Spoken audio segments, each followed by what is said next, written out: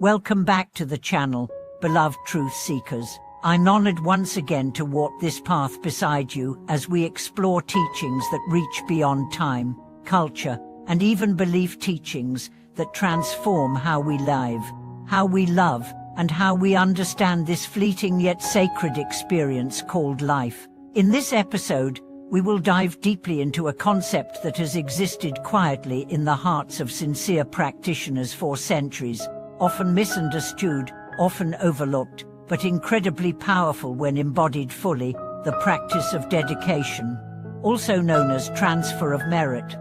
You might have heard the term in passing. Maybe at the end of a chanting session, a Dharma talk, or a meditation retreat, someone said, "May the merit of this practice be dedicated to all sentient beings." But what does this really mean?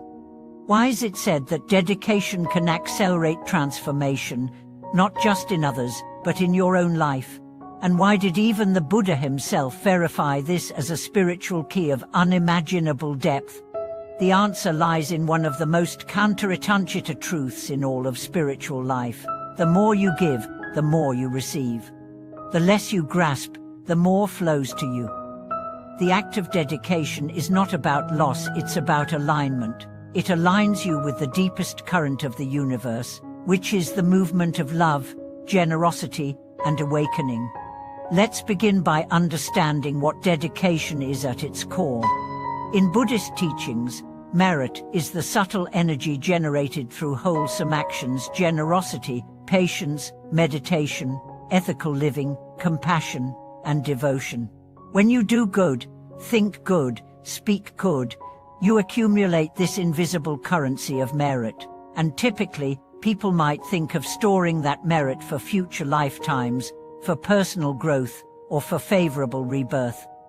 But here's where the practice becomes revolutionary. Instead of holding that merit tightly, you let it go, you offer it. You send it out toward others, toward beings you've never met, toward ancestors, even toward enemies. You say, "May the goodness from this act not be mine alone. Let it benefit all." And in that moment, something shifts. Your ego softens, your heart expands, your consciousness lifts beyond self and steps into the field of the infinite. The ancient texts say that when you dedicate with sincerity, your merit is not diminished, it is magnified. It is like lighting a single candle and then using it to light thousands more. Your flame remains, but the world becomes brighter. So why does this practice change your life so quickly? Because it removes the final self-centeredness. Even spiritual practice can become an ego trap. My enlightenment, my awakening, my merit, my karma. But the moment you dedicate, you step out of that loop. You say, "This is not about me, this is for the good of all." And in that surrender, the universe says, "Now you are ready." It responds. It accelerates. It opens. There's a story told of a man who spent decades practicing meditation, chanting, and asceticism. But still, he felt no peace. One day, a wandering monk told him, "You have done much, but have you ever offered it to others?" The man was confused. "Why would I give away what I have earned?" The monk smiled. "Because only when you stop trying to own it will you understand it." That night, the man dedicated all his past practices to the awakening of all beings. He felt a wave of release, like chains falling from his heart. He cried for hours, not from sorrow, but from recognition. The next morning, his world looked different. Lighter, brighter. As if something within him had been unlocked. This is what dedication does. And now, let's go even deeper. There are countless forms of dedication, and all are powerful. You can dedicate your meditation, your chanting, your good deeds, even your suffering.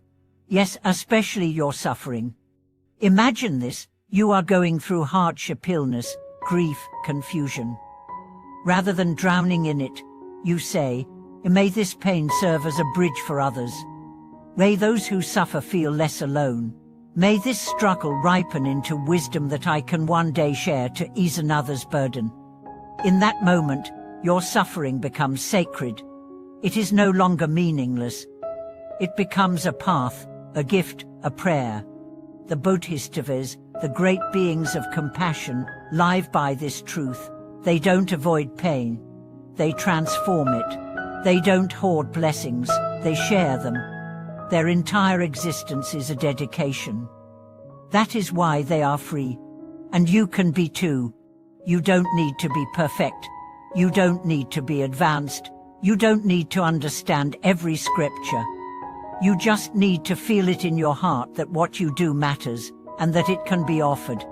A woman once told the story of how she had lost her only son in a tragic accident. She was consumed by despair, unable to breathe, unable to live.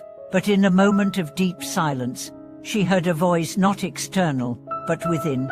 Dedicate his life. Don't let it end in sorrow. So she began. She volunteered at schools. She spoke about grief. She wrote letters to parents. Every word, every act, was a dedication to her son's spirit. And through it, she began to heal. Others began to heal. What was once unbearable became a light in the darkness. That is the power of dedication. It does not erase loss, but it transforms it. It does not deny struggle, but it dignifies it.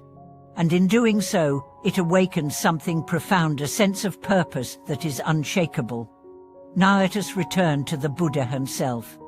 Why did he teach this? Why did he endorse dedication as a path? Because he understood that the highest realization is not I am enlightened, but may all beings be free. His final words were not a command, but a blessing. His entire life was a dedication. And through that example, he showed us the way not to escape the world, but to uplift it. So how can you begin this practice today? Start simply. At the end of your meditation, say quietly, "May the peace I felt benefit all who are suffering." When you do something kind, think, "May this act ripple into the world in unseen ways." If you go through hardship, whisper, "May this pain become a path for someone's healing." And above all, trust that the universe hears. Because it does. It responds to your intention.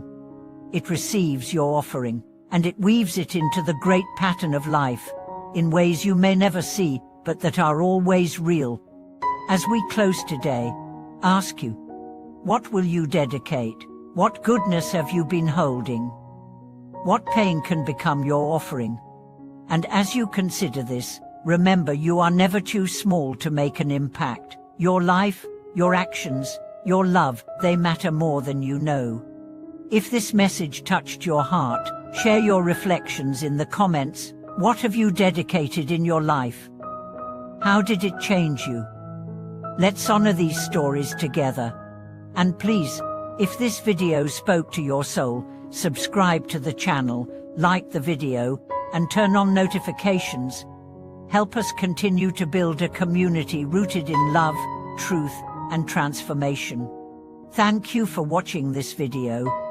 May your life be a living dedication, and may every act you offer return to you as light, peace, and joy.